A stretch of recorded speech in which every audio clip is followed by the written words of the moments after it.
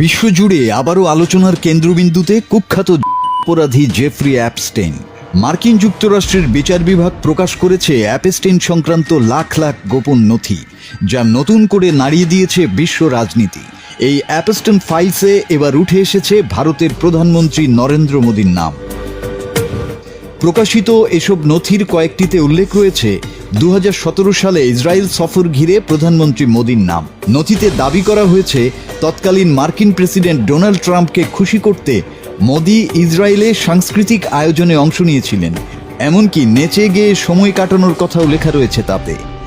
Beyond the fact of the Prime Minister's official visit to Israel, এই তথ্য সামনে আসতেই ভারত জুড়ে শুরু হয় রাজনৈতিক ঝড়।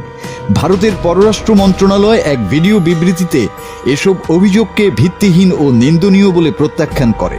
পররাষ্ট্র মন্ত্রণালয়ের মুখপাত্র রণধীর জয়সওয়াল বলেন, জেফ্রি অ্যাপস্টেইনের কথিত ইমেইলে মোদীর নাম থাকার দাবি একজন দণ্ডিত অপরাধীর কল্পনাপ্রসূত গালগল্প ছাড়া আর কিছুই নয়।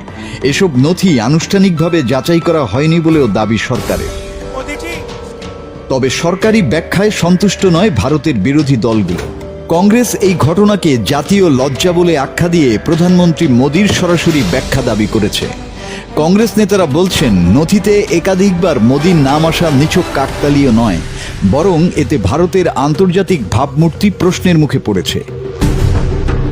এদিকে অ্যাপস্টেইন ফাইলস শুধু ভারত নয়, নাড়িয়ে দিয়েছে আমেরিকাকেও। নতুন প্রকাশিত নথিতে Donald Trump, Elon Musk, Bill Gates, Prince অ্যান্ড্রুর মতো বিশ্বখ্যাত ব্যক্তিদের নামও উঠে এসেছে। মোট প্রকাশ করা হয়েছে 30 লাখেরও বেশি পৃষ্ঠা, 1,80,000 ছবি ও প্রায় 2,000 ভিডিও।